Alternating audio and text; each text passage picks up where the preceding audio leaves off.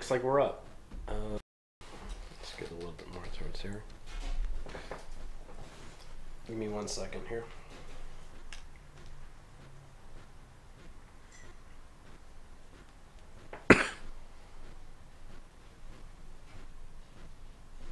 Okay, I think that I am ready for whenever you begin.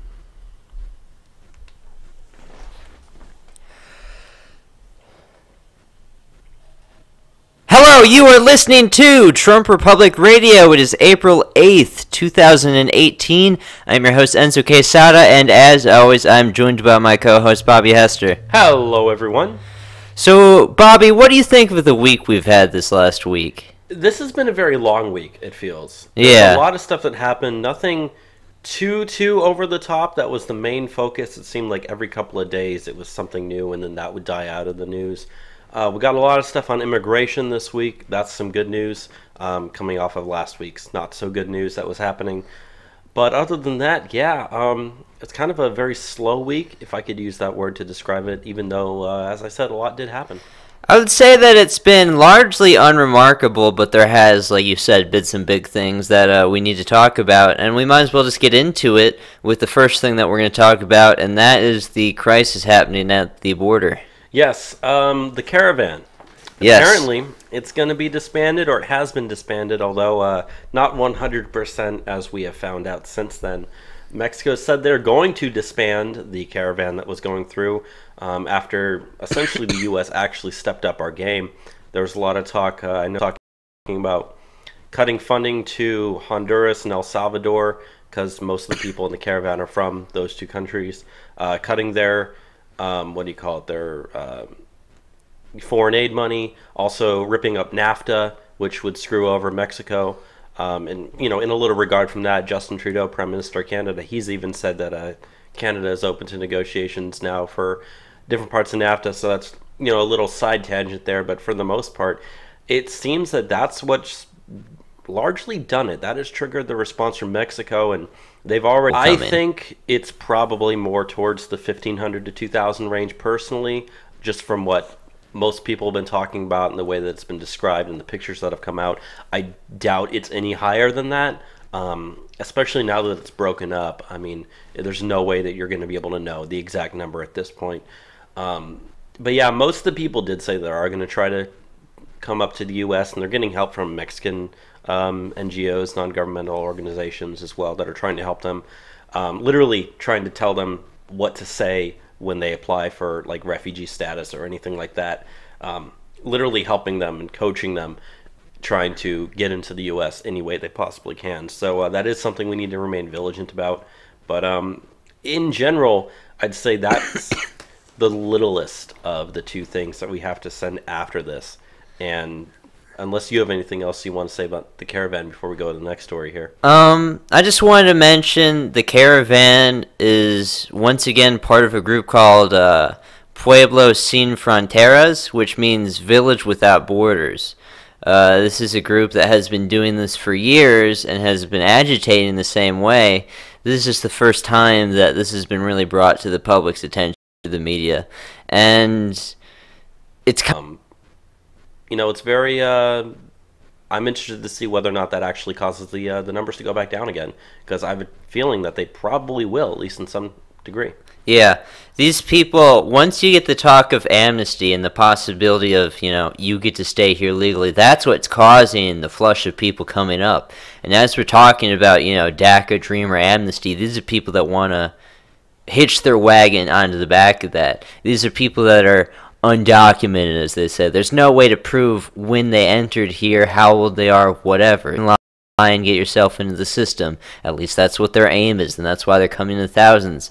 Now, in terms of the National Guard being sent to the border, two so far have responded saying that we will do that, and that is to in Arizona. We still don't have any word from California or New Mexico on if they will do so. Yeah, I was going to say Texas, in terms of them, we've actually already sent our troops down there. There was some video I saw of them, you know, leaving in their helicopters. We're sending about 150 troops, is what they've said.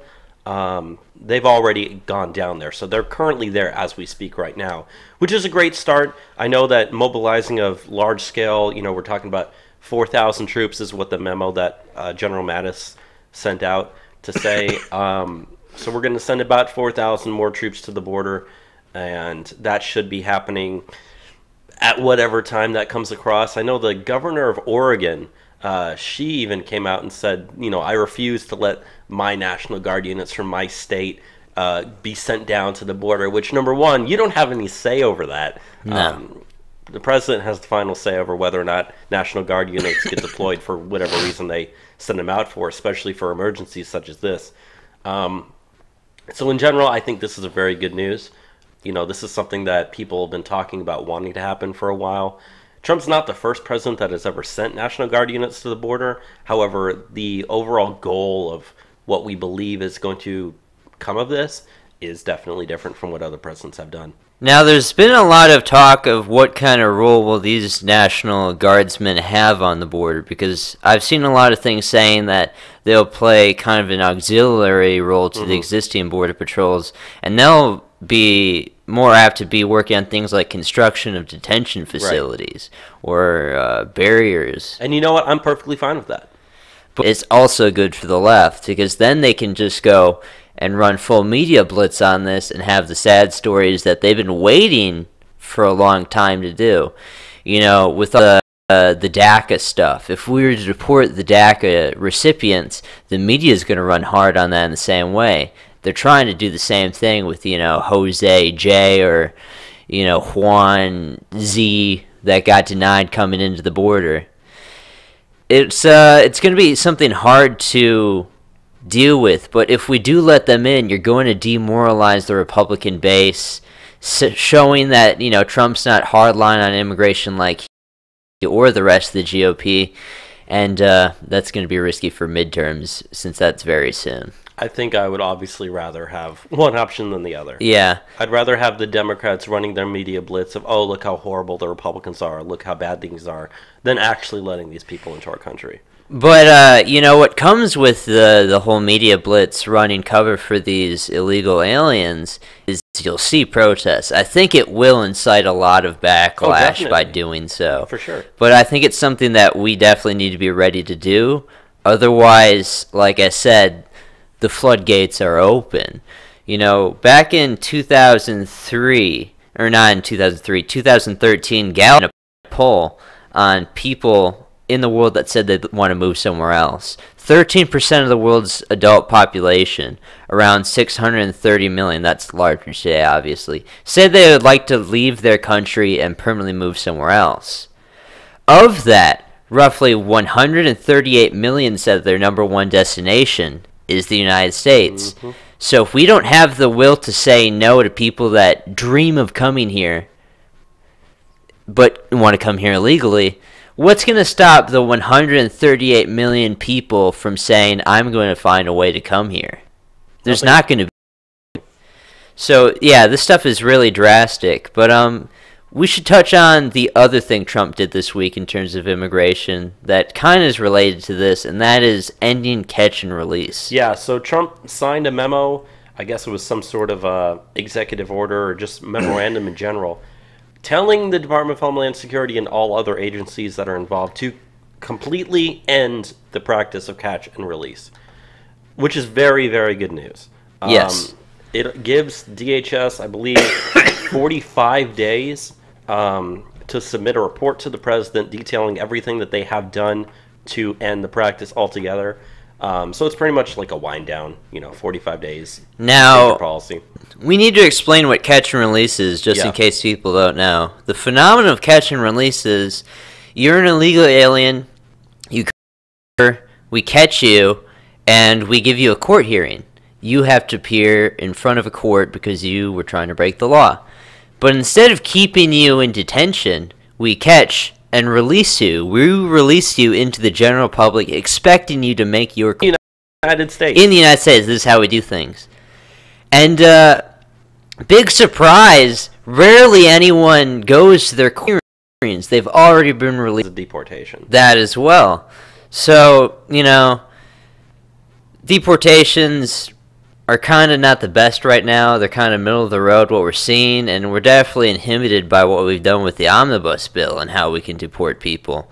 But with getting rid of catch and release, we will see more authentic deportations in what we, consider a deportation, not just we caught them and sent them right back. And I'm glad you brought up the omnibus bill, because part of the reason part of the reason people were complaining about that's the fact that it did limit the availability of certain detention facilities and whatnot. It slightly decreased their ICE's ability to detain people. Ever so slightly. But they're already at maximum capacity. And that's also a thing people need to consider about National Guard going down to the border is there is tons and tons and tons of acreage of land owned by both the Department of Homeland Security and other government agencies such as the Bureau of Land Management.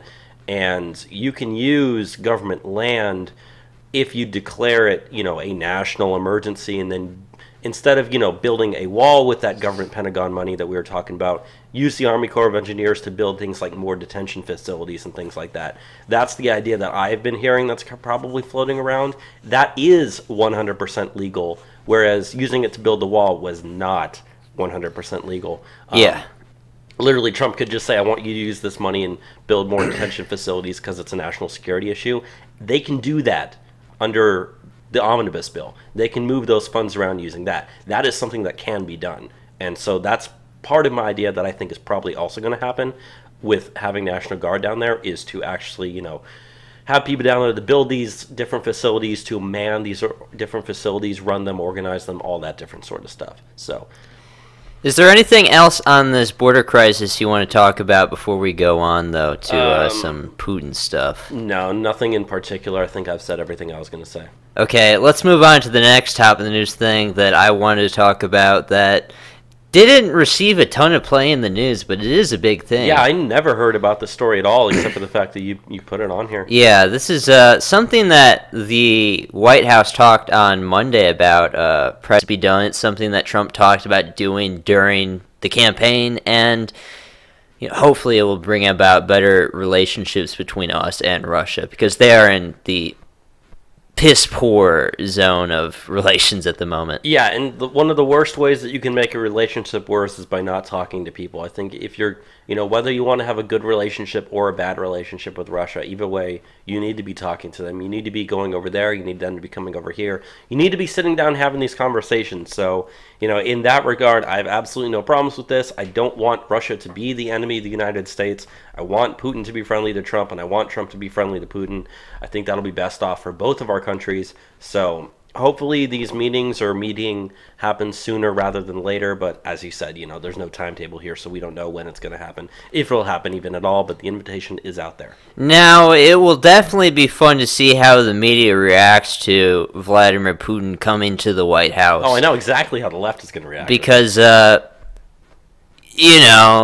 they believe that Vladimir Putin elected Trump to be president to begin with. That Putin controls Trump's moves and everything he does. In their eyes, it's Putin going to the office that he controls, authentically, which isn't true, but it's going to be fun. Yeah, it would really piss off the left if, when they're in the Oval Office, Trump says, hey, Vladimir, you want to sit behind the Resolute desk for a second for a photo op? How Trump stand there with 2 thumbs up looking next to him. Obviously, I know that's not going to happen, but, man, can you imagine that would be the most popular picture among every leftist website and Twitter page out there? It's going to be photoshopped a million times to add, Russian flags in the background and stuff. It's going to... I'm quite excited for the meeting of the two. But moving on, we can get into now some science stuff. There was one story that I wanted to talk about this week, and this was an article I saw out of Technology Review, MIT's Technology Review to be exact, and that they spoke with an individual named Robert Plomin, who is a behavioral geneticist, and they're talking about the possibility of DNA tests for IQ coming in the future.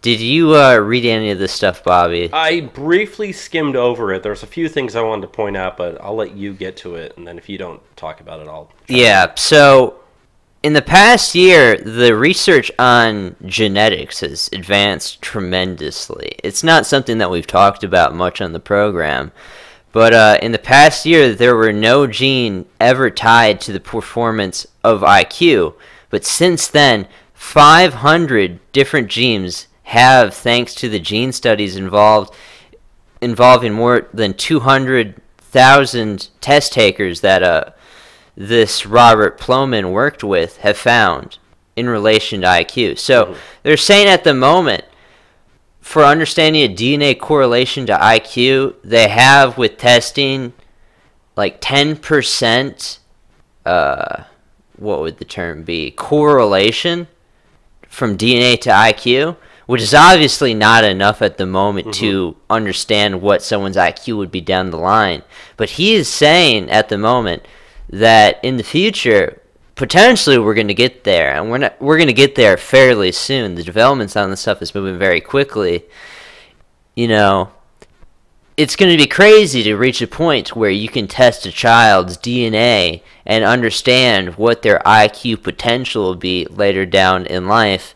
And with that kind of information, I mean, it's going to change education, how we understand who has ability and who doesn't. And I think it should. And it definitely scares people to talk about these sort of things, but it's stuff that's happening in the real world, and I think that we should acknowledge that. And, you know, one of the things that also is concerning to a lot of people is, as there is more, you know, genetic testing and stem cell research, I guess maybe that's not the right word, but, you know, people talk about having designer babies, being able to insert their own genes. If you can figure out which genes correlate to, you know, higher intelligence or higher IQs, in the future, it's possible people might be able to insert those genes into their children one way or another, or at least, you know, study and look into whether or not that's a possibility. So is that a good thing? I'm not so sure. I'm not so sure it's a bad thing either, but it's one of those things where I'm very curious to see what the result is. But yeah, it's just something that I wanted to quickly mention this week that's happening out there that, you know, we haven't reported much on what's happening in genetic science at the moment, but we're reaching a point where this is going to be relevant stuff that you're going to hear talked about, so it's important to look into it now. With that said, though, let's move into some immigration news this week. So for the first thing that I want to talk about with immigration news this week, I want to talk about a lawsuit that happened on the behalf of the Tennessee legislator. This was, I forget which court this was held in where they did this. The article's not coming up for me very well. But on the behalf of the Tennessee legislator, there was a lawsuit to say that it's an unconstitutional, unfunded mandate for the federal government to impose refugees on the state of Tennessee. Because, you know, if Tennessee doesn't take in refugees, they will lose $6 billion worth of health care funding, which is, I believe, roughly around 20% of their entire state budget. So it's not something that they can risk doing. But with the refugee admittance program, not only do they need to resettle them, they need to provide housing, food, you know, the works, health care. And it's not something that they have any control over, how many refugees come to Tennessee or not. So the ruling was that Tennessee must take these refugees, even if this is an unfunded mandate by the federal government, which is, you know, despite a lot of precedent with Supreme Court rulings on these things, that's the way that this, you know, decision went. There's possibility of this being appealed further, but as of right now, states are required to take refugees and work with the refugee admittance program. Yeah, and as terrible as it is, I guess it is good the fact that the amount of refugees we are bringing in is down, despite, you know, rulings like this. So I guess that is the only silver lining. However, you know, when it comes to things like the supremacy clause of the Constitution, you know, federal government is, you know, superior to state government, or federal law, I should say, is superior to state law. It still says something when a state cannot decide for themselves who they want to, you know, bring in, be forced to house and feed and take care of and provide medical services and education services. Literally saying, here's a group of people, you take care of them, they're your problem to deal with now. I think that states should still have the right to be able to determine whether or not they want to take in refugees and get rid of refugees they already have. So I personally see this as an overstep of government, especially by whoever that judge was that did that. But I hope it is absolutely, appealed further up. And I feel like that is something that we might win that case in the Supreme Court. Although, but who knows? Who knows? That's one of those things where even though we do control the Supreme Court on our side, I can still see that going either way. But, this just speaks to communities not being able to address things that adversely affect them. And this isn't only a Tennessee thing. This has happened all across the country. We've often talked about the issue with Somali refugees to Minnesota. In St. Cloud, Minnesota, they saw, after they took in their mass migration of, Somali refugees, an increase in their crime rate to 92% higher than the state average. Yeah, who could have seen that one coming? And they've had now issues where, they have prospects of terrorism because they've brought these people in. Last September, a Somali Muslim refugee stabbed 10 people at a local mall there before being shot and was killed by an off-duty police officer. And, this doesn't even also take into fact there's just cultural clashes between these two people when you throw people from such a diametrically opposed community to what they have there. And this is happening all across the country. Mm-hmm. So this is a very pressing fight, and, these communities don't want them, but they're still being forced to by the federal government. So it's pretty upsetting stuff, but it's still a fight in progress. Do you want to move on now to some stuff with sanctuary state status in California? Yes, I do. So we got a couple more stories that are coming out of California in the fight against their sanctuary cities. First off, there's a poll that was taken by Survey USA. This was a poll of California voters, and it actually shows that they really disagree with their state sanctuary policies. The poll found that 54% of California voters believe that state and local law enforcement should be permitted to assist ICE in arresting criminal illegal aliens, whereas only 11% of California voters were in favor of keeping sanctuary policies the way that they currently are. So even then, you're pretty much showing that the way the state is running is only supported by 11% of the state. It makes you really wonder how they were able to take command with only 11% support. That's just democracy in action. Yeah. This is what democracy looks like. I thought that's how this works. Yeah. But it also found some other things, and it found that only 25% of California officials, only 25% of California voters want California officials to block ICE from arresting illegal aliens for nonviolent crimes. So, these nonviolent crimes that the people are committing, a quarter of the state says, no, ICE should not be able to deport those people. The rest support that. In fact, 29% want them to directly help ICE arrest these people, non-violent. So more people want their, local authorities directly work with ICE as opposed to not deport these illegal aliens. 1 in 4 say, I don't want ICE to help at all. 3 in 10 say, I want our guys to help ICE. 34%, so over a third, want them to just stay out of ICE's way and let ICE do what they want. Yeah. Which, I can understand that together. So if you add those two together, 29, 34, you come to, 63%? Say that either ICE should be doing this by themselves or we should have our people helping ICE. That's a vast majority of your state by that point.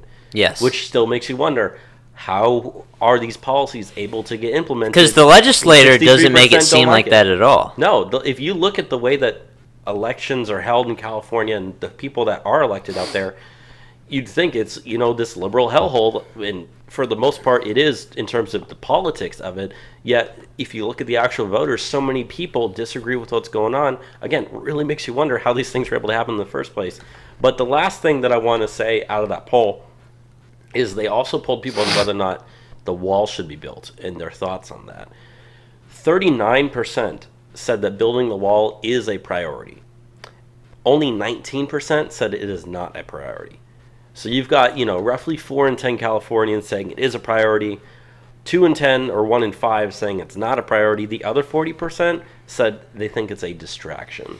Which, correct me if I'm wrong, but, the illegal alien population of California is up there. I believe it's, 9%? 6%. 6%. It's 6%, but that's using 2014 numbers from, I think it was Pew Research. is the one that I always cite for my sources. But their So it's likely foreign-born higher than population that. is definitely one of the highest in the country. Oh yeah, if you add their foreign-born population, it's almost like 40%, 45%, something like that. It's insane. So it's people that have no roots or loyalty to California, the United States in particular. Those people also had to be counted in the responses. Yeah. To at least some degree, that was happening. And think about this: Trump only got 32% of the vote in California. Now, obviously, we have our issues with, voter fraud and things like that. But that being said, if you take those numbers as legit, Legitimately, he lost. roughly 32%, I should say, just roughly a third of California is still Republicans. Yet we're seeing numbers here that are 60% and 40%.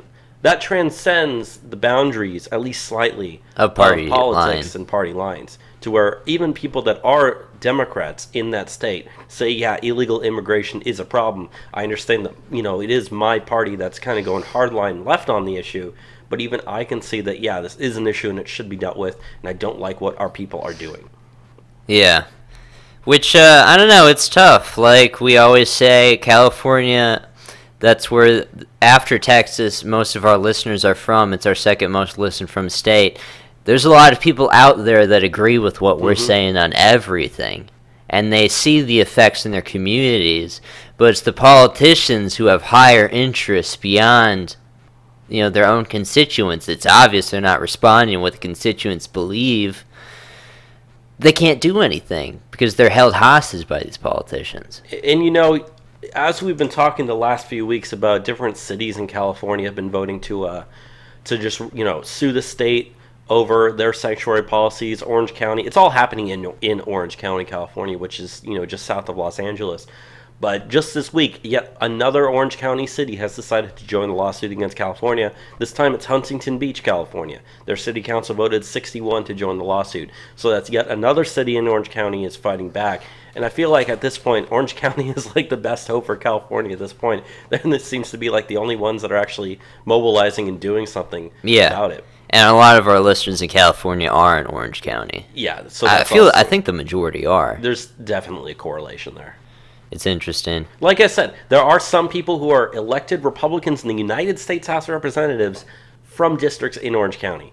So that, whereas everything around there is just, as blue as you can possibly think about it. So that's like the one pocket, the one area where Republicans still do have control, both at the county level and at the, electing people like Congress type level.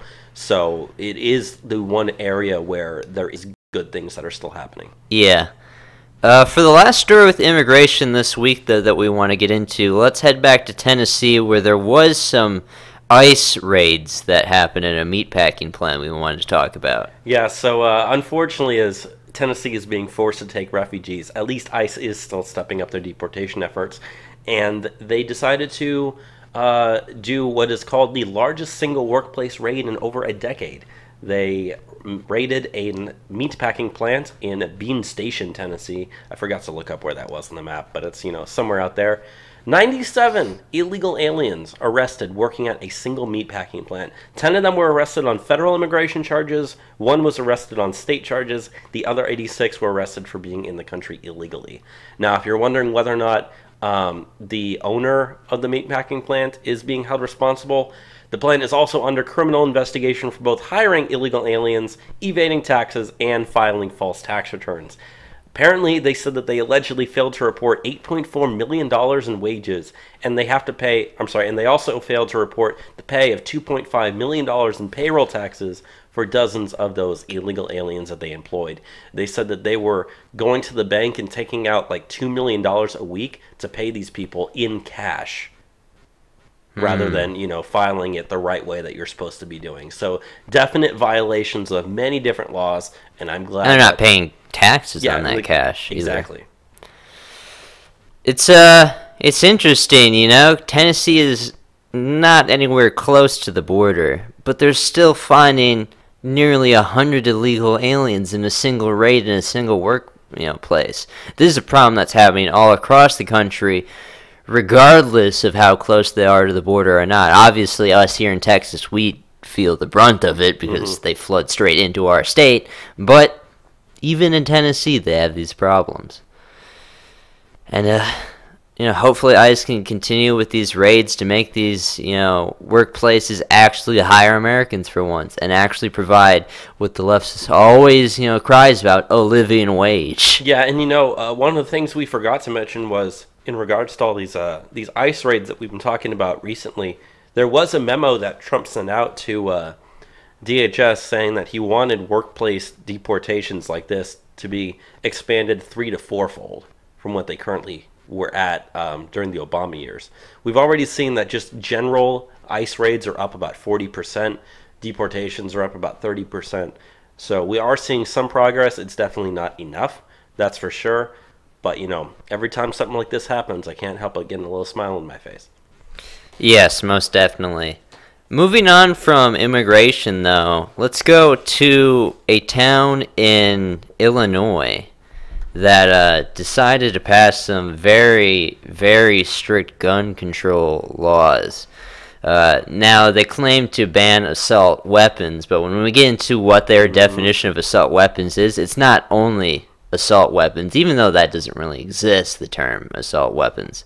But we are going to the village of Deerfield, which is north of Chicago, where they passed an initiative to ban all assault weapons, which, again, we'll get into the definition.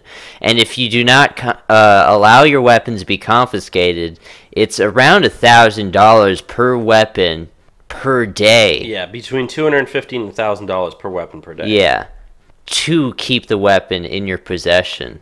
The left, they always say we're not coming after your guns. This town's going after They're the just guns. coming after the guns here, full stop. Now, Bobby, do you want to get into what their definition of an assault weapon is? Yeah, they define the term to include semi-automatic rifles, semi-automatic pistols, semi-automatic shotguns, or shotguns with a revolving cylinder. It also includes conversion kits and goes on to name specific rifles such as the Uzi, AK-47, and AR-15, among others. They're directly naming the guns that they're saying we're coming for if you own these things. Yeah. So, you're not allowed to have semi-automatic pistols. Pretty much the only thing you can have besides a bow and arrow is a revolver. Yeah. But, semi-automatic pistols now constitute assault weapons, which, like we said, the term assault weapon, it's a made-up term. It's not a real thing. So when you have such, an undefined term, you can just loosely apply it to pretty much anything. Semi-automatic pistols is the standard for handguns. Mm-hmm. So they're pretty much banning all guns that I guess aren't revolvers or bolt-action rifles. No, and what's interesting is that it said that their board of trustees voted unanimously to do this. Yet at that exact same meeting where they were debating it, 20 residents from the city were able to speak. 14 were in opposition to it, only 6 were in support. And yet they did it unanimously. Yep. Against the will of, you could probably say, a majority of their citizens. This is what democracy looks like. Democracy is whenever the left wins stuff. Mm-hmm. Yeah, that's pretty much the definition, isn't it? Yeah. Now, there is only one thing I will say, and that is it does not go in effect until June 13th. And also they're being sued over this. Oh, yeah, they're definitely going to lose this lawsuit big time. There's no way that this thing's actually going to end up being implemented, I'll tell you that. And if it does get implemented, then every single time someone goes, knock, knock, please give us your guns, bullets are going to be flying. By the time 3 to 5 people are dead, they'll quickly back off of that. Because, number one, if your job is gun confiscation, you start hearing stories about every other person with your job starts being knocked off at every house they go to. How long are you really going to keep that job? Yeah. If you're a city, how long are you really going to want to see bodies piling up all over the streets because people are trying to take people's guns? That's why gun confiscation will never work. You'd have to hit every single house at the same time. You might be successful at the very first house you get to, but when Joe calls up Steve and says, they just took my guns, get ready, and Steve sees them walking towards his house, you know damn well what's going to happen next. It's going to get progressively more difficult. And nobody wants that on either side. And well, I mean, let's face it, a lot of people it's going to end up being a terrible day job. It's going to be hard to find people that want to do That's this. exactly what I said. The moment that, the first couple people are killed, people are going to say, yeah, screw this. I'm not doing this. I'm not going to obey your orders. You can find someone else to do it. Yeah. So I said you'd have to have a foreign military hit every single house at the same time. Otherwise, you'd never even be able to get anyone to do it. Moving on, you wanted to talk about some gun stuff in regards to South Carolina. Yeah, this is a funny story. So there's a group of Republican legislatures in South Carolina. They've introduced a measure that will allow their state to secede from the U.S. if the federal government begins to start seizing legally purchased firearms in their state. And they've actually referred that bill, now that they've introduced it, to their House Judiciary Committee on Thursday.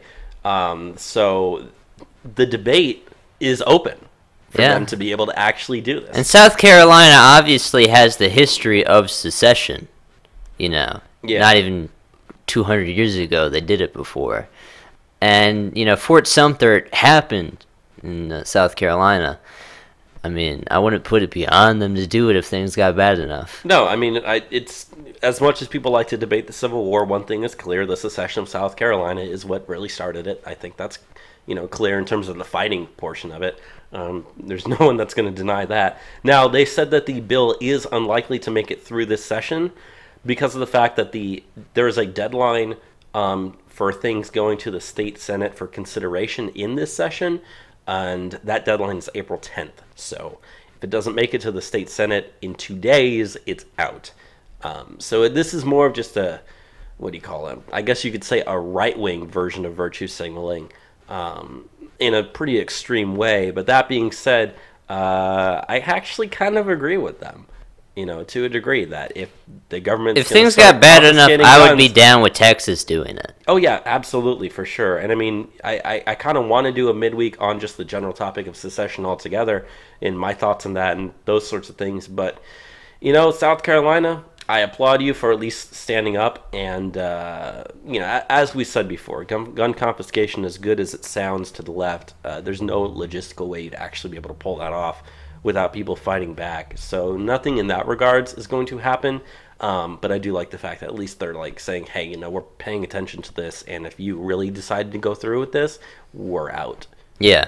And I think there's nothing wrong with that.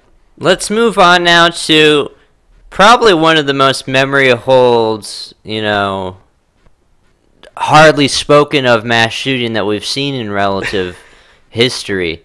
And that is the shooting that happened at the YouTube headquarters this week. Yeah, this happened on Tuesday, and I might as well say Tuesday was my birthday. So when I saw this, I was like, oh, crap, there's a mass shooting on my birthday. But, you know, this thing got memory hold faster than the Las Vegas shooting did. Yeah. And or the Texas church shooting. Yeah, that too. But, yeah, a woman walked into YouTube headquarters in the Bay Area there in Silicon Valley, shot 4 people, killed herself, and that's just where the weirdness began.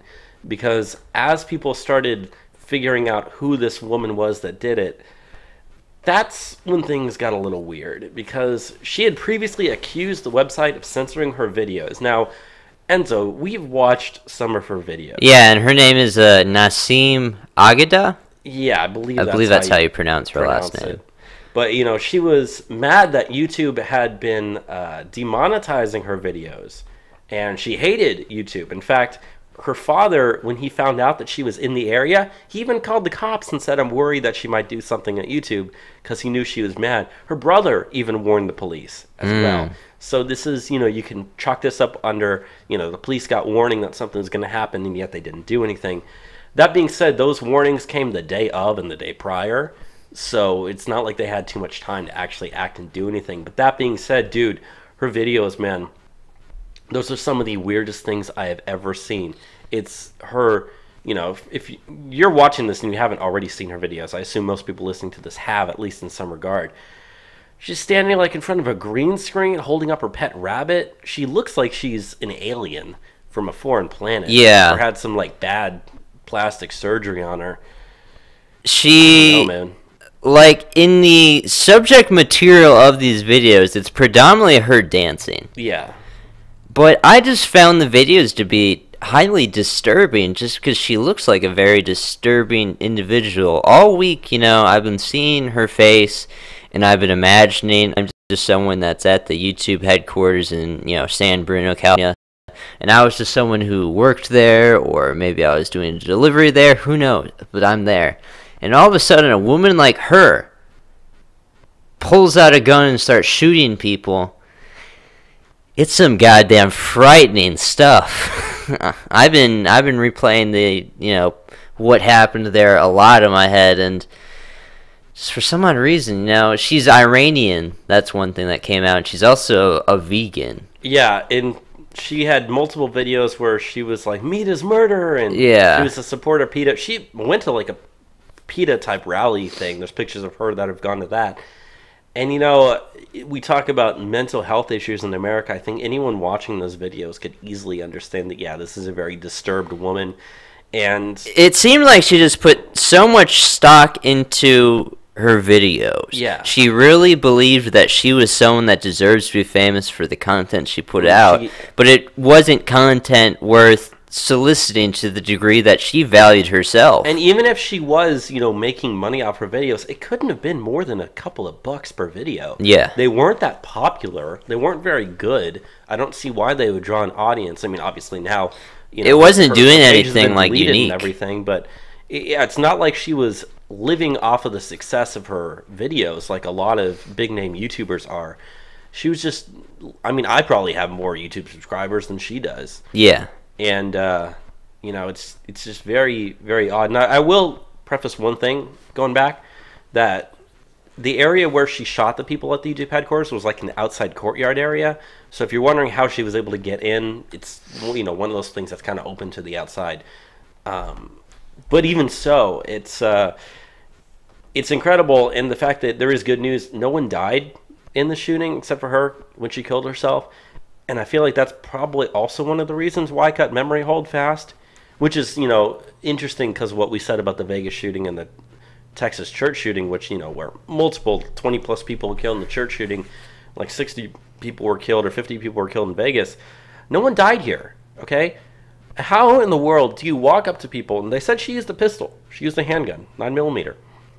If you walk up to just a crowd of people, I'm not sure how many people were in that patio there, but how do you, go bang, bang, bang, bang, and not kill at least one person? Yeah, it seems incredibly incompetent. Yeah, she not to say like I would want to do something like that, but I've fired firearms. I'm not highly trained, but it doesn't seem... Especially when you have the element of surprise. Yeah. Once that first bullet fires, people are going to start scattering. I can understand then if, your shots aren't going as accurate as you want. But if everyone's just kind of chilling outside, maybe eating... It happened around noon, so I would assume most people were probably eating lunch at the time.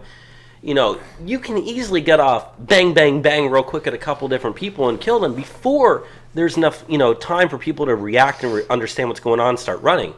You have to be really, really bad to not have any deaths there. Yeah. And yet, you look at her and you look at her videos, and yet you can just stand there and be like, yeah, I can understand why she wasn't able to do it. She does seem like just a very odd person, very disturbed person. Now, in terms of... I was going to say, her father and her brother seem to care, though, because they both warned the cops that she might do something like this. Yeah. So it's not like it's a family type thing. They were actually saying, yeah, my daughter is kind of crazy. Now, I don't imagine she's someone that has a lot of experience with firing firearms. No. Now, I don't know by what means she acquired this weapon that she used. I heard it was legally owned. So legally owned. I don't know. Maybe she had this, plan to do this in her mind for a very long time and just finally went through on it. But, you'd think if someone did such a thing, they would put in the time of practicing with their firearm. At least go to the gun range and get a target. Yeah, it reminds... At a minimum. It reminds me of... You remember when that British national tried to assassinate Donald Trump? I believe so, yeah. By taking a police officer's firearm. That guy actually went to the firing range and practiced with that same handgun, for weeks before he even tried the stunt, which he was unsuccessful with. But, yeah, I'm pretty surprised no one at all died in the smash shooting, which is good, but I guess I don't really have anything more to say other than the fact that woman was just totally crazy, and she just really creeps me out. Like you said, her videos, they're just disturbing to watch. Yeah. It's one thing to watch videos that are poorly put together. It's another thing where it's like you can tell she put in effort to this. A lot of effort. And they all had not timestamps. They all had watermarks for her website, and they all had captions at the bottom. you could tell she put an effort into these things. There was a social media presence about the page. Yeah, and yet it was still just so bad. Yeah. I don't know. Very strange people in this country. Moving on from YouTube, we're going to go on to talk about another, big player in the internet, and that is Facebook. And I wanted to bring this to light because I don't think people understand what's going on here. Next week, this upcoming week, which, depending on when you listen to the podcast, the week you're currently in. It might have even already happened. Yes. Facebook CEO Mark Zuckerberg next week is going to be under interview by the House of Energy and Commerce committees. So the two separate committees are both interviewing him.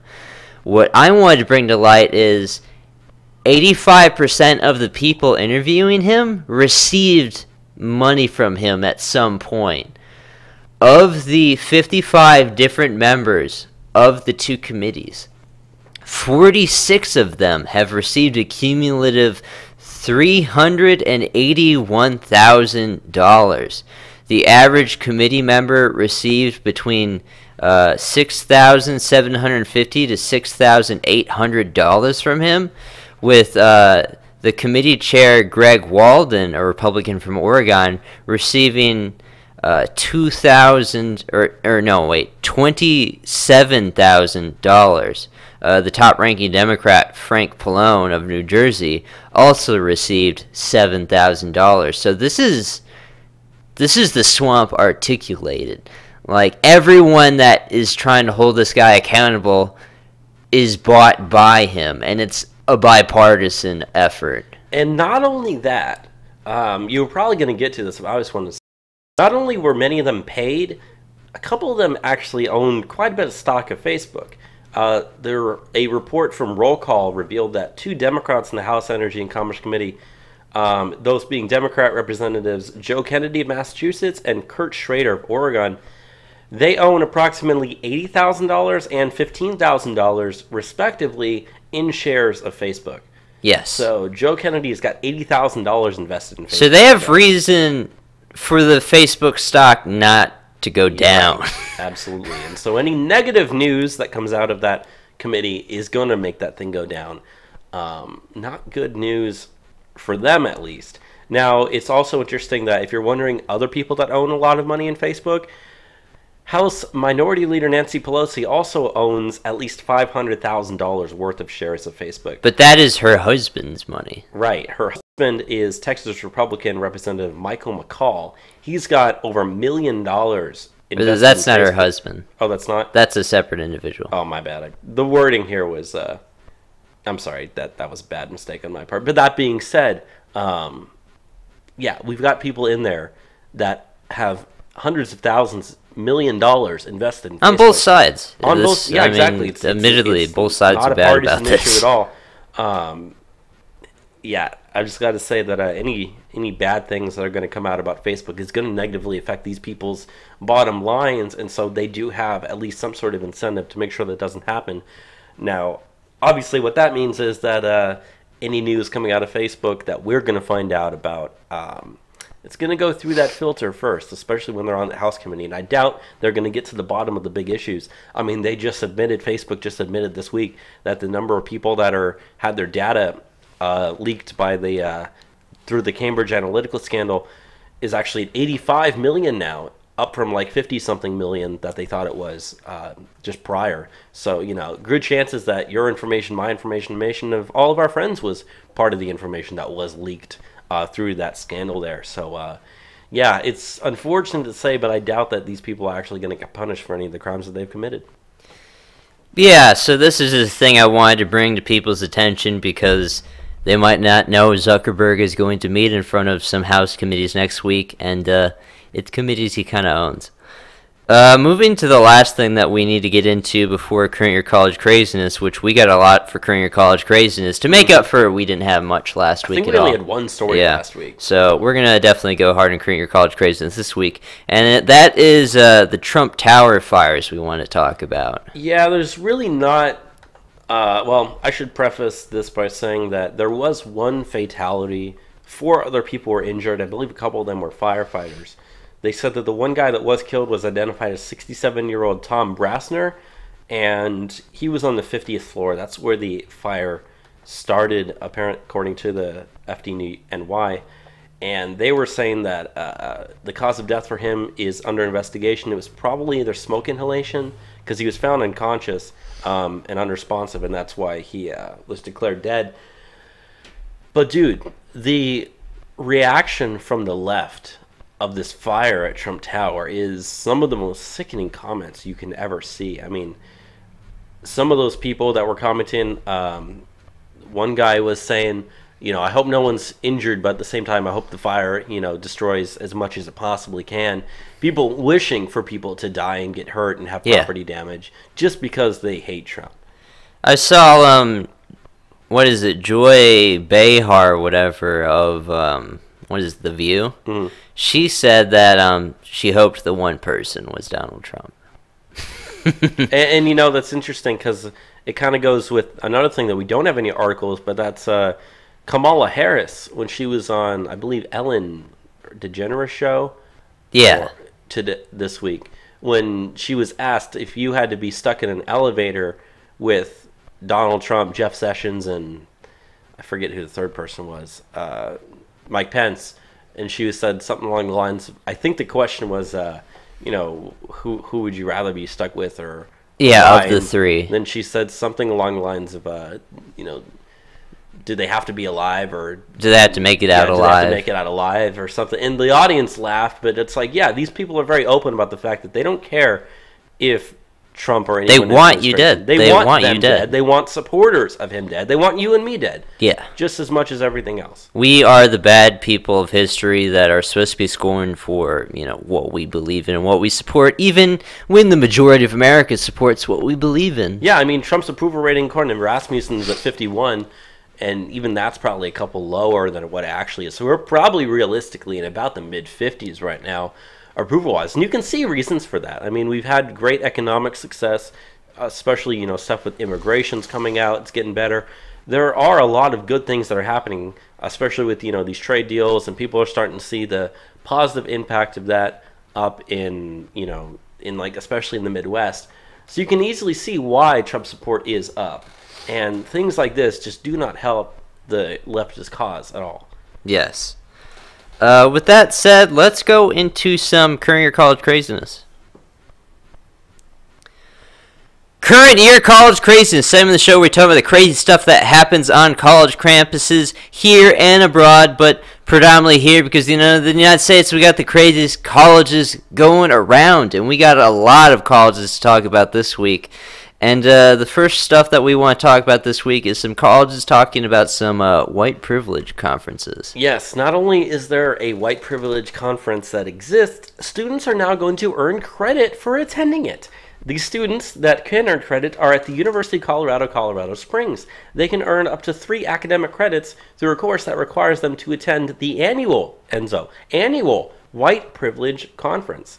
They said the credits can be applied toward the school's graduate certificate in diversity, social justice, and inclusion, along with the courses that have titles such as Unmasking Whiteness and Social Health Justice.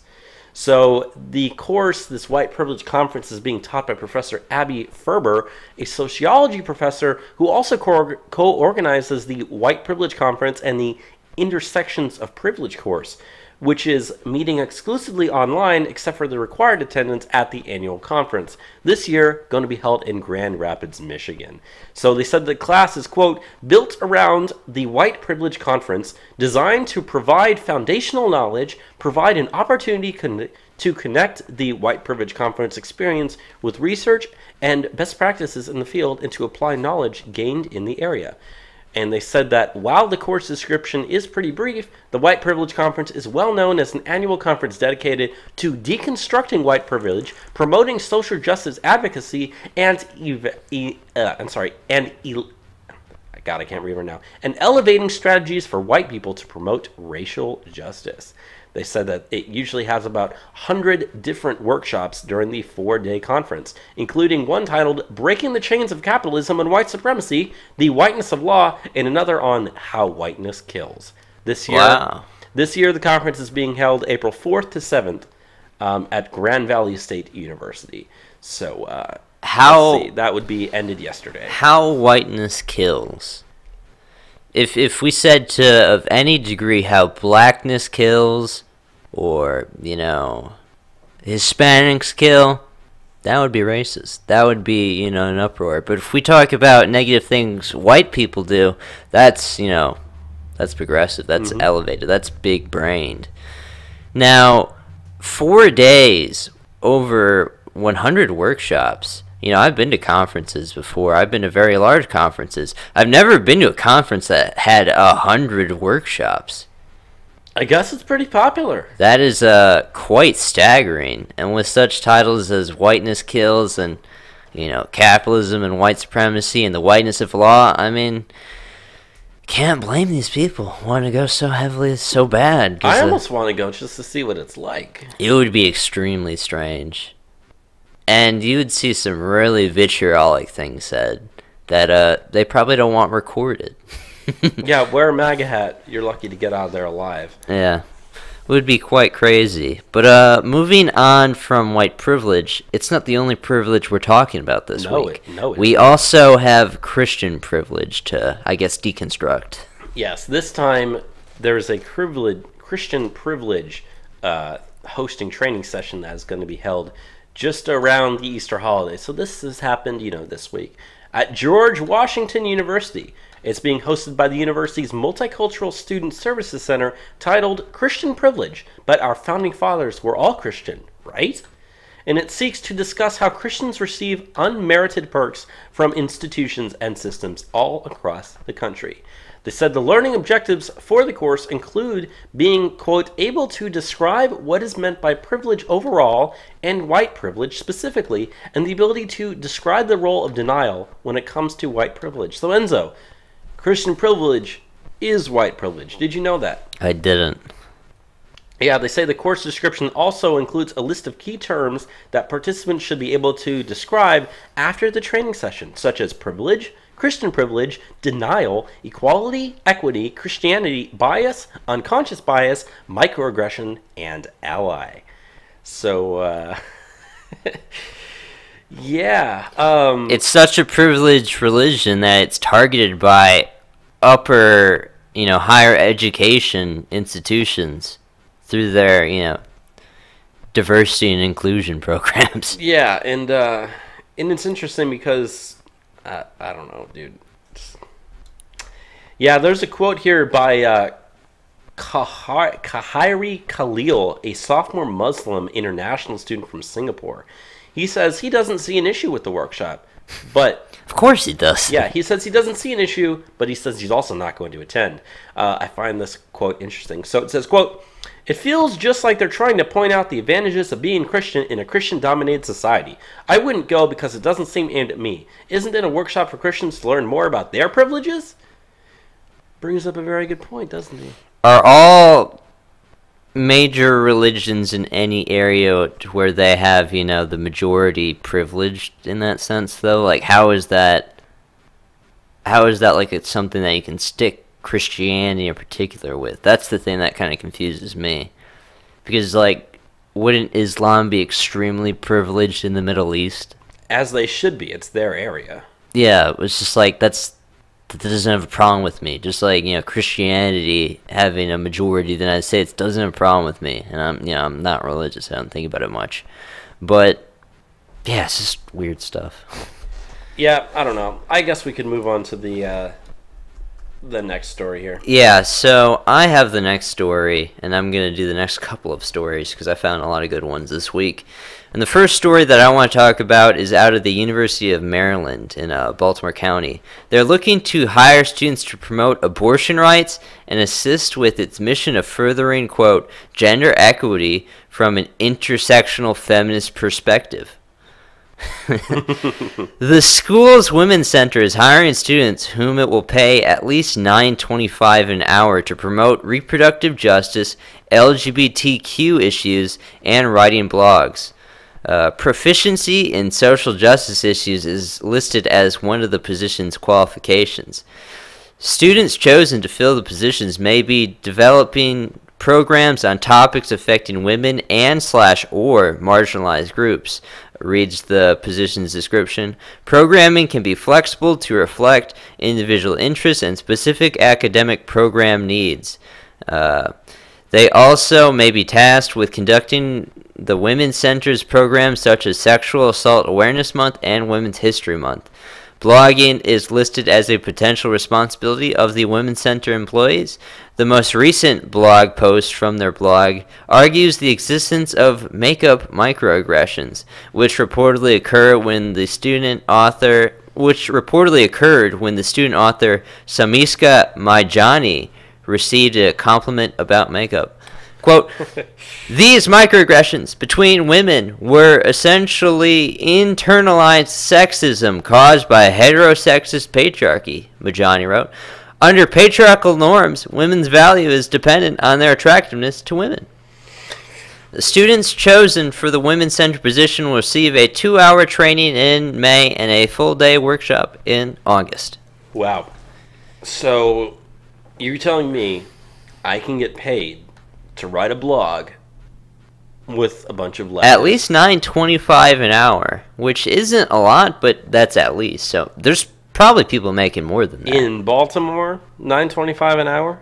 Yeah. It's pretty much, less wage for an area like that. Yeah.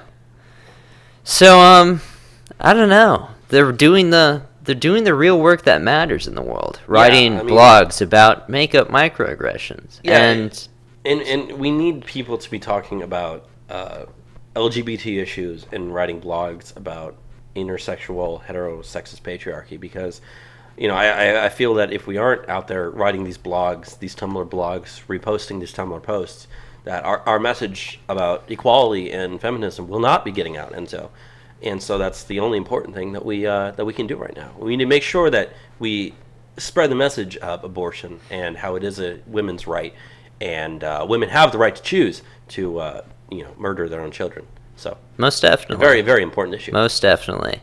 Now, the University of Maryland is not the only place hiring people to deal with microaggressions, though, this week. No. Also, the University of Wisconsin at La Crosse will also be looking to soon hire a licensed psychologist to help students cope with their issues such as microaggressions and bias incidences. The new counselor/psychologist diversity and inclusion liaison will provide counseling services to students, but the position is unique as the new psychologist will especially tend to students from historically marginalized populations. Now, I'm from Wisconsin. I've been to La Crosse, many times in my upbringing.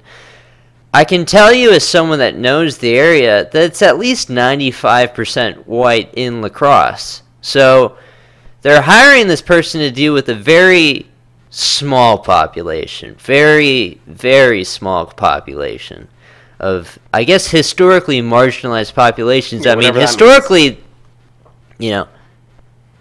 non-white people didn't live in the area for at least the last 100 years or so. Not much whatsoever. But I guess there's still, marginalized degree that the microaggressions really gets to them. I don't know, Bobby. I don't know. Maybe they should put up a Black Lives Matter flag like in Vermont. Yeah. That will definitely show that they are promoting, what really matters. Yeah. Posted on Monday, the job advertisement adds that the psychologist will ultimately have priority in addressing the mental health needs of students of color, which, as I said, is very few of them, and will work to help these students in group, individual, crisis, and couples counseling. The counselor will also help students coping with issues including, but not limited to, racial battle fatigue, bias incidences, microaggressions, and intersectionality, and will also be dispatched occasionally to serve as the school's bias/hate team. They have an entire team dedicated to bias. Yes, the University of Wisconsin at La Crosse is a hate response team that responds to reports of perceived discriminatory conduct such as graffiti/vandalism, hateful messages conveyed using sign language or gestures, and anything offensive published in public websites or blogs. So that could be the entire internet. Yeah. Theoretically. Now, I've never heard of a I've never heard of racial battle fatigue. Yeah, that stood out to me. That's definitely a new one. Yeah. We've been doing the show for over a year, and I've never used that term before. I guess racial battle fatigue is like you're a black person and someone said something racial that fatigued you, and it was like a internal battle. I guess also external, but mainly internal. So this is some sort of like light scale PTSD from racism? Microaggressions, racial battle fatigue. It's some stressful stuff. So stressful, Bobby, that some students at a New York City university are demanding a POC only space. Oh, really? Yes. So they want to self-segregate. So there are students at the new school in New York City, which is a private liberal arts college in New York City, that are demanding the administrator set aside a space for people of color to exist without the presence of white supremacy, which means it's a place only for people that aren't white. Students of color at the new school deserve a space, and not just a space that exists once a week or wherever or whenever our overtly white administration decides they want more diversity favors. We deserve a permanent space, some students tweeted about in response to their demand for their own POC space. Sounds reasonable. Titled Open Letter for Students of Color Only Space at the New School, they are holding a petition that is sponsored by student leaders from the SOC Weekly, Autonomous South Asian Collective, La Gente, which is like La Gente, but with a Z at the first, so it's, like general or gender neutral. Ah, okay. Queer Collective, and the Black Student Union. These are some interesting groups that they have at this college. Yeah. If they can have a students of color only areas, are we allowed to have white people only areas too? Definitely not. No. Definitely not allowed. It's interesting. They have a couple of flyers that they're putting up. One says claiming our space. The other says support students of color demanding a POC only space. Show support by, and then some of the options it says standing with us at the Lang Open Forum, reading the open letter and signing the petition. If you're a white person, are you allowed to stand with them in support of a I think you can go. POC only? I think you can go. Now, on that flyer, one of the really strange things is below, and so the lettering initially is white with black outlining, but right. POC only is in all black letters.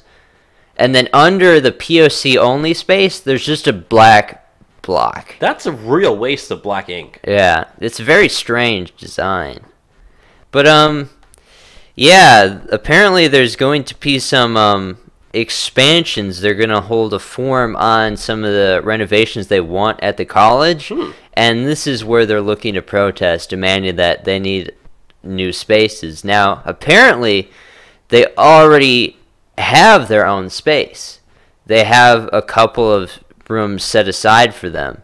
It's called the Social Justice Hub, which is a multi-room space dedicated to the supporting of anti-oppression / social justice organizing and marginalized student groups. But they say that is little more than a misshapen closet with an auxiliary Parson studio. So they want their own building, which I guess segregated buildings in New York City, that's really progressive. It sounds like it. I mean, if you don't support segregation, you're a bigot.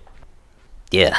That's pretty much all it is. Now, the last two stories I have for Current Year College Craziness are kind of interconnected that I want to go over. Okay. And that is students at Howard University are protesting that the school disarms their campus police force and create an investigating body to evaluate offensive language. Okay, let's hear it.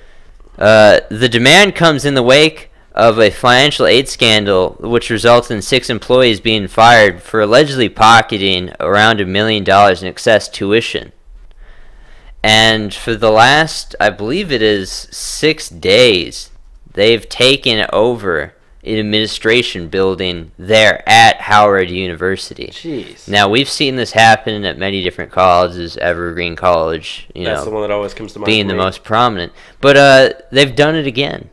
Students have taken over a building on their college campus. There's a photo of all the different signs they actually put on the door. They say this building is closed, students only, ID required, and then they talk about how this is a protest about solidarity and the black experience and stuff like that.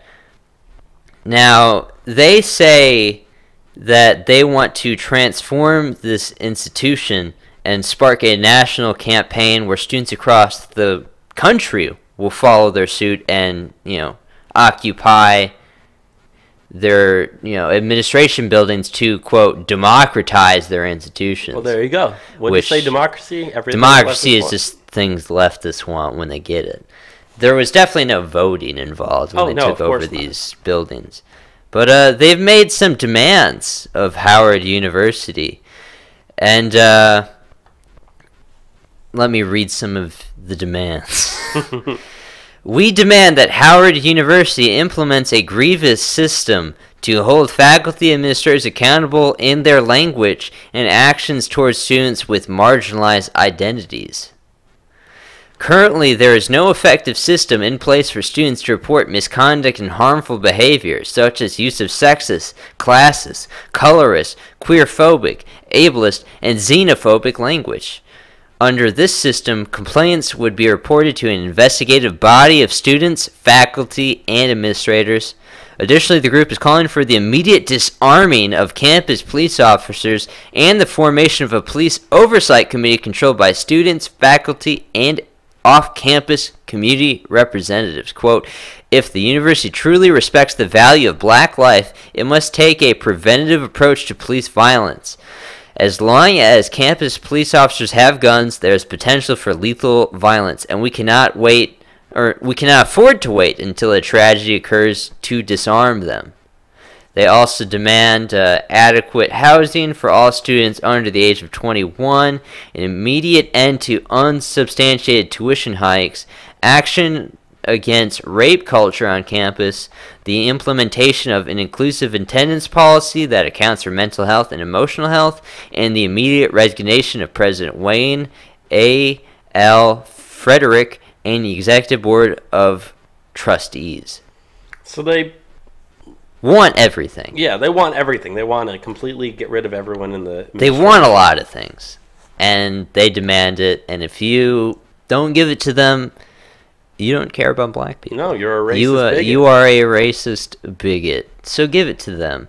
Now, the thing that connects these two stories, and I'll get into the second one pretty soon here, is they want to disarm the police. And I wanted to talk about this, because this is a thing that they've been talking about a lot. Not only do they want to take our guns, they also want to take the police's guns.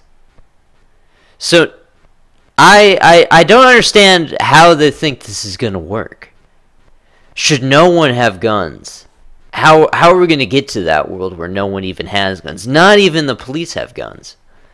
And we need to do this to prevent violence against black people. And queer people and LGBT people. And people marginalized identities. This is a preemptive action. What is stopping someone with a marginalized identity, with a gun, to go on a shooting rampage if there's no police officers that are armed? Nasim Aghdam has some marginalized identities. Yes, she does. She is a person of color. She's an immigrant. Yes. And I believe she was a lesbian as well, was she? I don't know. She was a woman, though. She is a woman. That is very marginalized. I didn't hear anything about lesbian. Also a vegan. I think that's a marginalized That is a identity. marginalized group, yes. What's stopping Nasim from doing what she did in the YouTube headquarters from doing it on Howard University? Target practice. It would be target practice. Now, this is not the only campus this week that's calling for the disarmament of police officers. The Young Democratic Socialists of America chapter at Stony Brook University, which is a public university in Stony Brook, New York, is demanding the campus police be completely disarmed, complaining that armed police create an environment of coercion, not consent. The school's Students for Justice in Palestine chapter endorsed the demand, but the college Democrats actually broke rank, instead urging the school to conduct mandatory active shooter trainings. Which, to me, sounds much more reasonable than just open disarmament. If you're going to do anything, yeah, go that route instead of disarmament.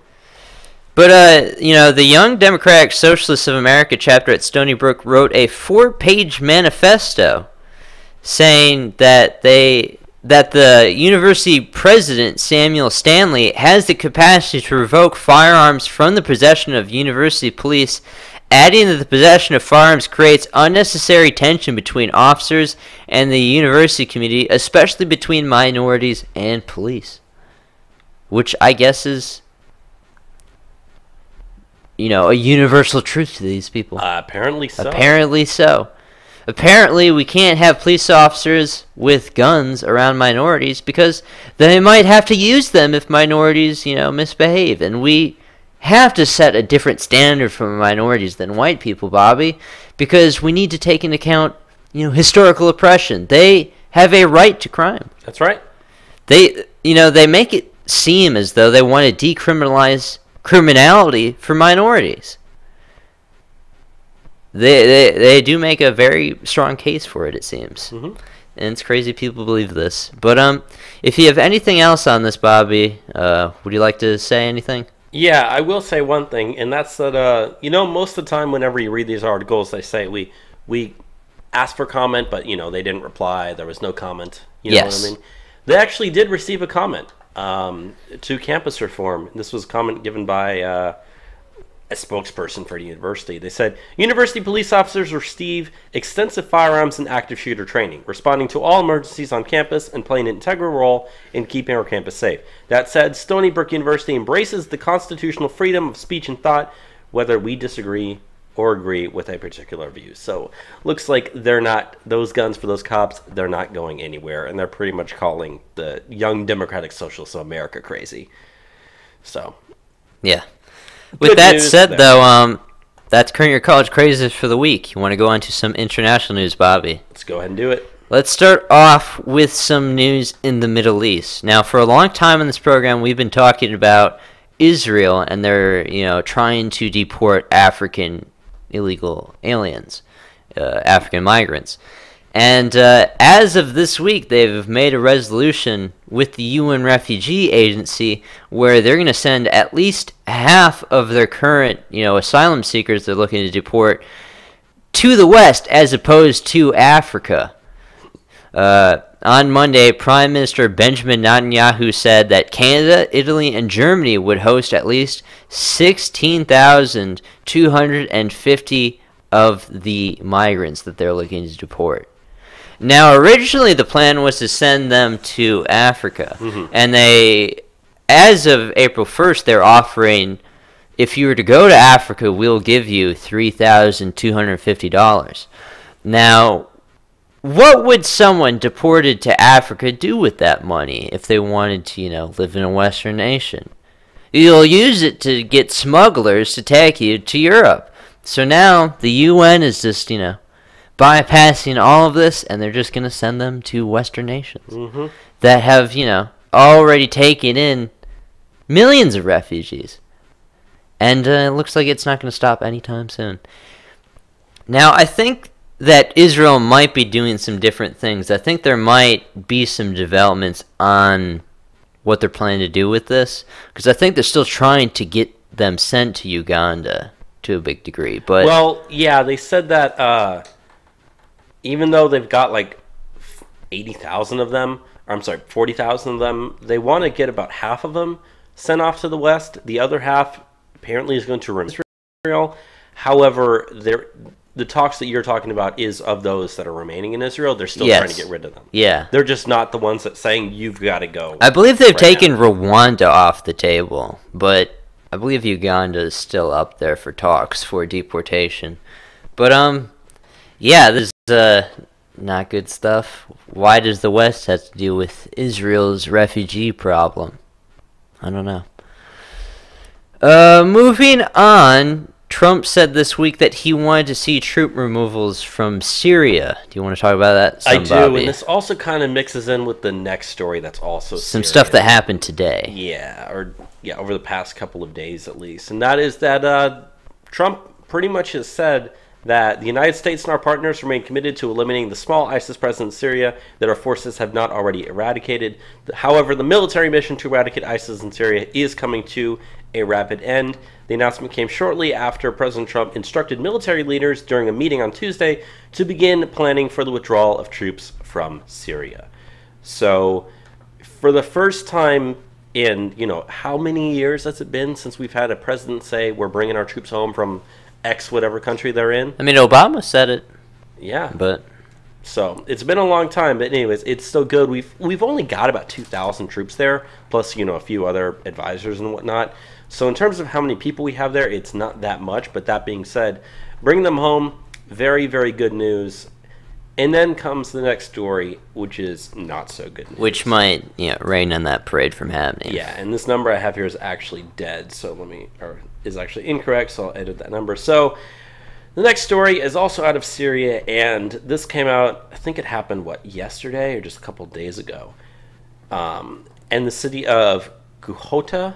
Do you know how to pronounce that correctly? I think it's Ghouta. Ghouta. There's been a lot of fighting in eastern Ghouta. It's like the last place of the Syrian civil war still in conflict. Some helicopters flew over the city and dropped barrel bombs, which contained chemical weapons. So far, 48 people have been killed and 500 have been injured. Now, the White Helmets, which is that quote-unquote volunteer rescue group, they're the ones who are saying that they're blaming it on Assad's government. And yeah, this said that this comes after a chemical weapons attack happened in northwest Syria, you remember, just a year ago when the U.S. launched the Syria airstrike, which happened, and a lot of people were angry about that. But, yeah, isn't it interesting that right when the U.S. says we're going to leave, some big terrorist attack happens that's blamed on the Assadi government and might be used to try to keep us there.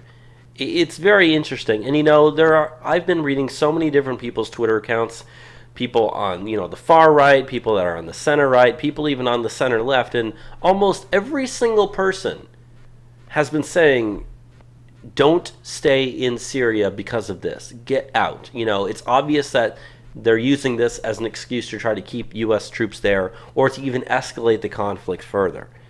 And so, Trump had a couple of tweets about it like he always does, pretty much saying, this is bad what happened.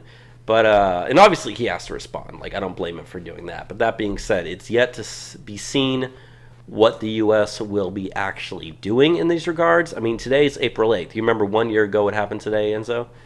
I do not. Exactly 1 year ago today was the Syria strike. Ah, wow, really? Yeah, that was exactly 1 year ago today. So, yeah, I don't really have much other than say than the fact that we don't want to get involved. I don't want to get involved. I'm not disputing the fact that the thing actually happened. I mean, there's videos of it happening. Unlike the last attack, there was a lot of people who thought that thing was completely faked. But this thing, I'm not going to doubt it happened. I mean, I think it actually did happen. But that being said, I really doubt that it was Assad and his government doing it or government forces doing it. It just doesn't make any logistical sense, especially when his side is winning right now and the U.S. was about to leave, which essentially means, we're going to let Assad stay in power as much as we've, people in the U.S. government have talked about removing him from power. It seems like that's not exactly a priority right now. Yeah, I don't like it. I don't like it at all. And I hate when they try to use things like this, whether or not you want to call it a false flag attack or not. That's essentially what they're treating it as right now. Yeah.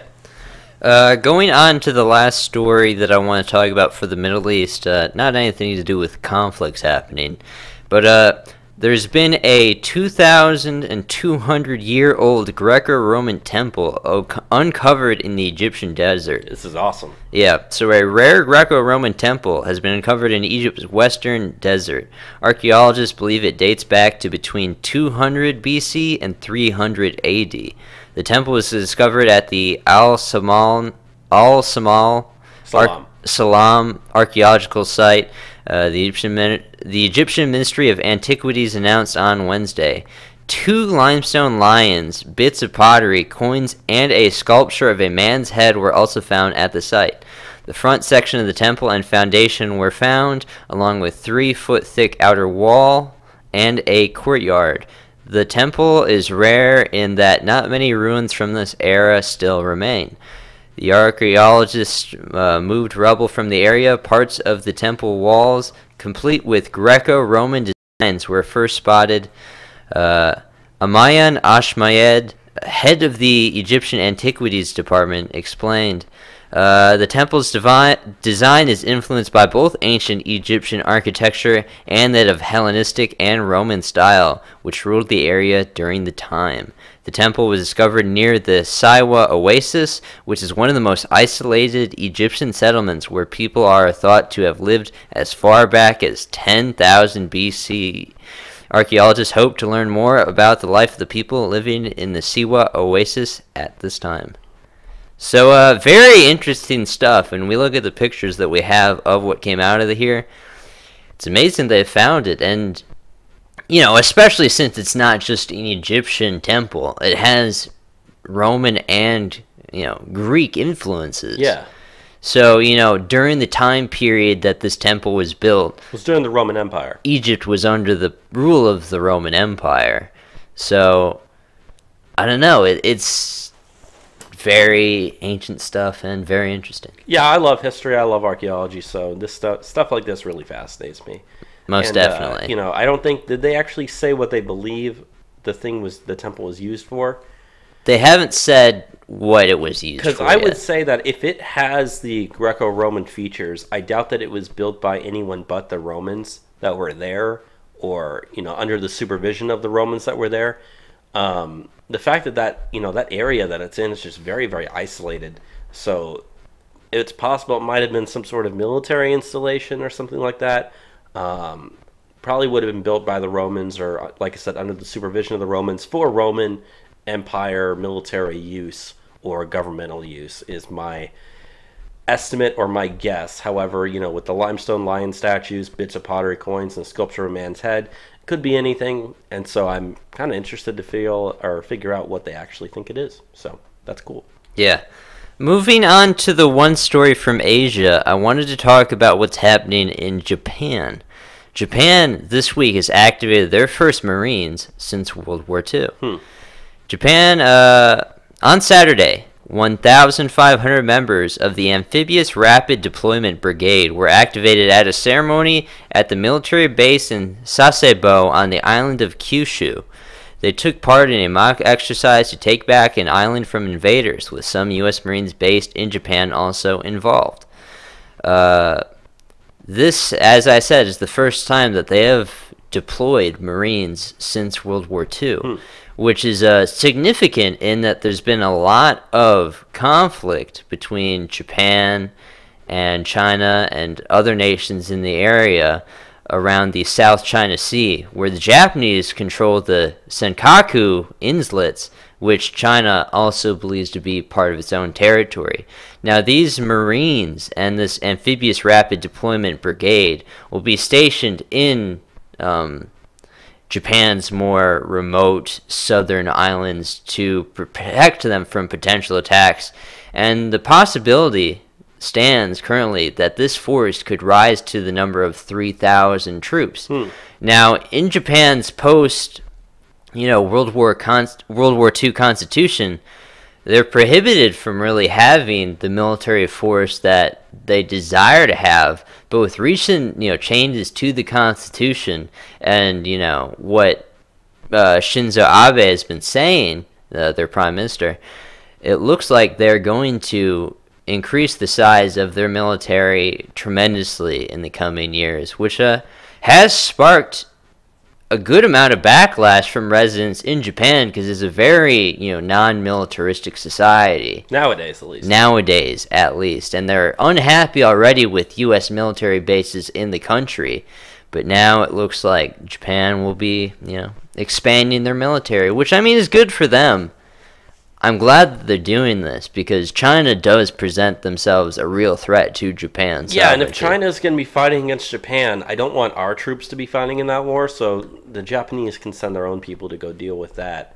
I mean, I think this also underlines just how big of an issue the whole, I don't want to use the word debate, but I should say maybe fight or struggle in the South China Sea between all the different countries in that area, China, Japan, the Koreas, even Russia to a very small degree, and any other countries in that area. That's a very big hotbed for activity, especially for China and Japan. So, I don't think that peace is going to be in that area of the world for a while. But as I said, I just don't want our people to get involved. So if that means China gets to have their Marines and start training their own military, then you know what? I'm sorry, I said China. You know what, Japan, if you want to do that, you go right ahead, and I'll let you do it. So that's my thought on it. Especially since the U.S. relationship with Japan is probably at its best it's been ever. Yeah. Right now. So moving on to the very last story this week, I don't know if you have read this article from Newsweek. I didn't read the article yet. But and I have read it, but I'm not going to read the thing word for word. But Newsweek this week came out with an article about Russia and how they treat their Antifa there. And apparently, at least claimed by Newsweek, the Russian security services, the Russian Federal Security Service known as FSB, kind of the successor to the KGB, has been snatching up Antifa members and torturing them. They in particular talk about in the story Ilya Kapustin, a 27-year-old industrial worker in St. Petersburg who was arrested because of a colleague at work of his who has history with working with Antifa. And Ilya also has some experience himself with kind of leftist political activism.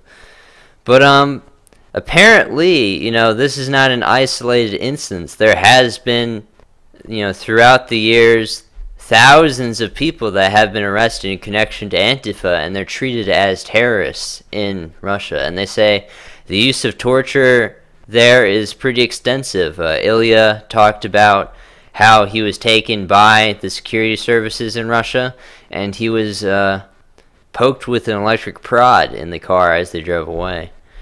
But, they eventually released him without even charging him of anything.